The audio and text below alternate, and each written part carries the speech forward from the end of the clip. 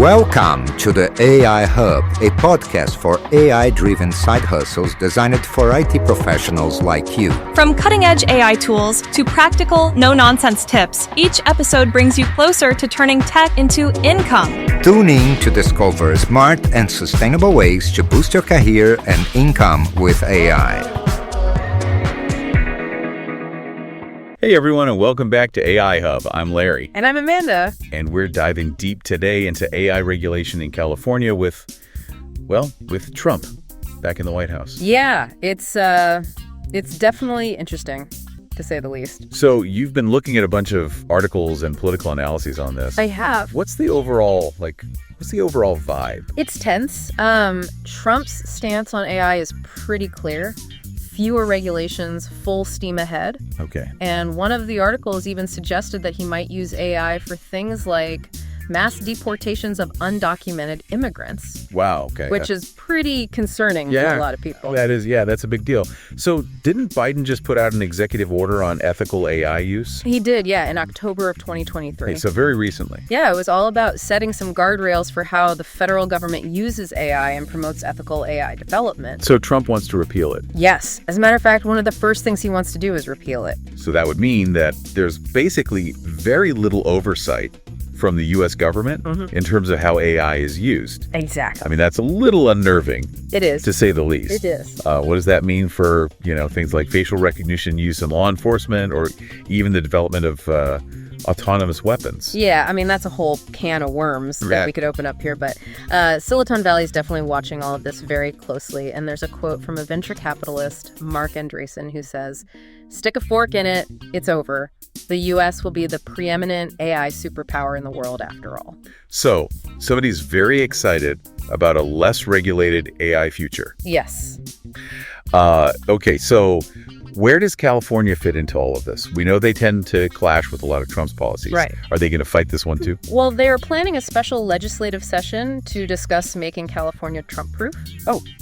But their top priority seems to be immigration. Okay. AI may not be at the forefront of their agenda. It's interesting. I mean, California's got a massive tech industry. Arguably, they're leading the charge in AI development. Right. Maybe they don't feel as much of an urgency to regulate it.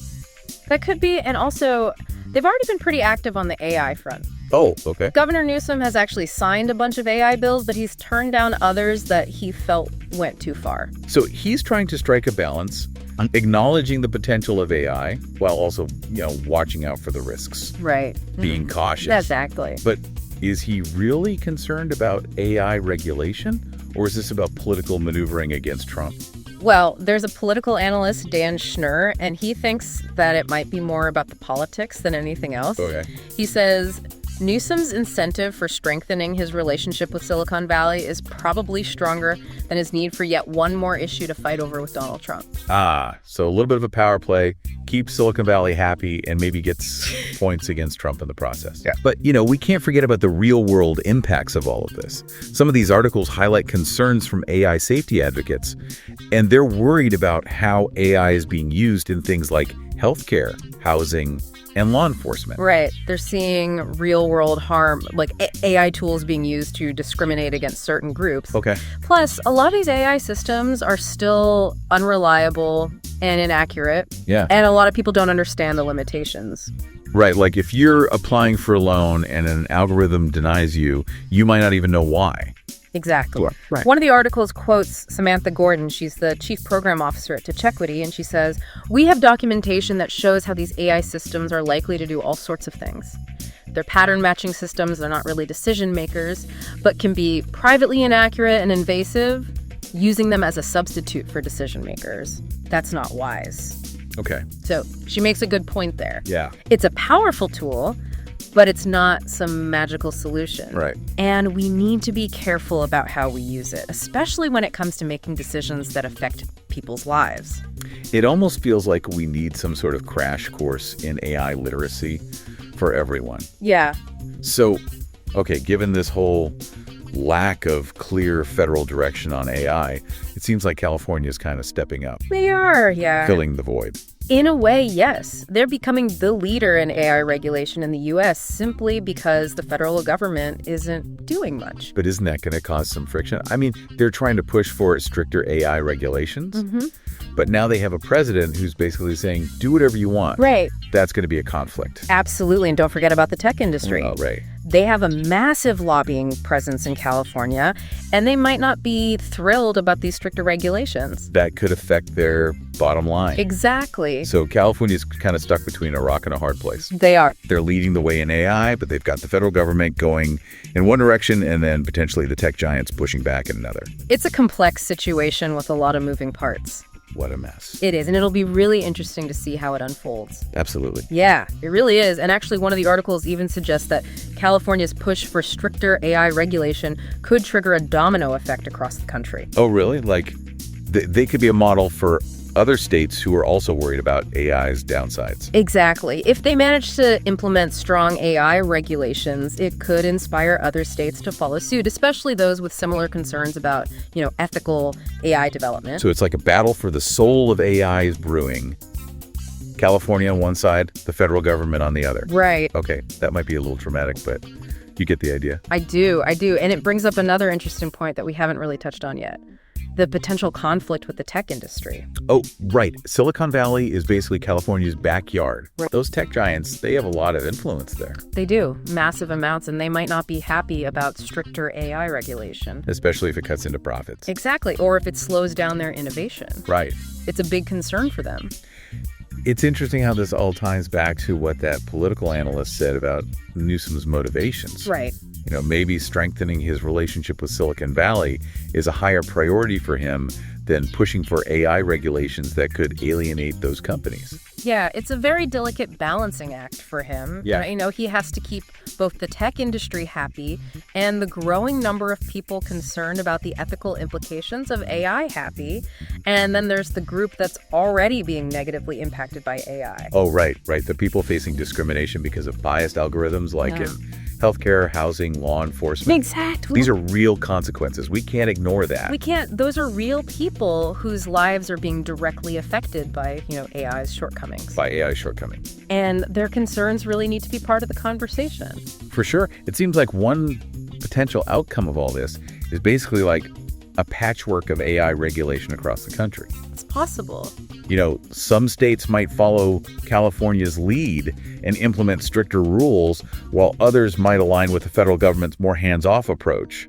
Wouldn't that be a mess? It would be a very real possibility. Yeah. We could end up with a really fragmented landscape where AI development and use vary greatly depending on location. So you could have a situation where an AI application is perfectly legal in one state but banned in another. Exactly. That's a lot to wrap your head around. It is. That would create a whole other set of challenges for businesses, researchers, developers. Right. Everyone would have to navigate this, this crazy maze of regulations. Are you saying we could see AI havens? Like places where certain types of AI development are encouraged? It's an interesting thought. Well, other places are cracking down. That's wild. It is. It really is. And it all ties back to this fundamental question. Who gets to decide how AI develops and how it's used? Right. Because it's not just some sci-fi movie concept anymore. No. AI is here, and it's only going to become more ingrained in our lives. It is. And the decisions that we make today will shape the future of AI and ultimately the future of humanity. So, yeah, it's kind of a big deal. It is. Okay, so we've covered a lot of ground here. Trump's plan, California's pushback, the role of Silicon Valley, potential for this patchwork of AI laws. It's mind-boggling. It's a lot. What are your final thoughts on this? I think the biggest takeaway for me is that this is just the beginning. Yeah. We're at the very early stages of figuring out how to deal with AI as a society. I feel that. It's going to be a long and complicated process. And it's going to be a long and complicated process figuring out how to deal with AI as a society. Yeah, it really does feel like we're at a crossroads with AI. We are.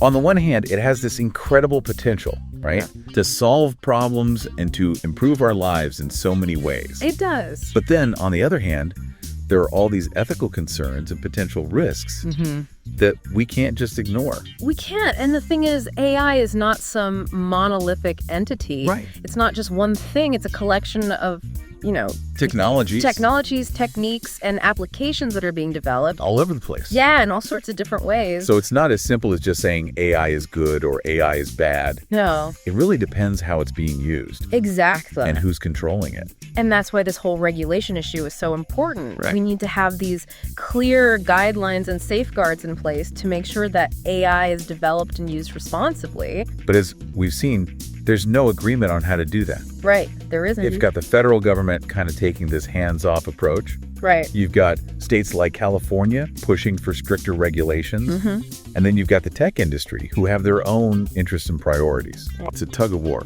It is. And it'll be interesting to see how all these different forces play out. Over time. Yeah, in the coming years. Will we end up with a patchwork of AI laws?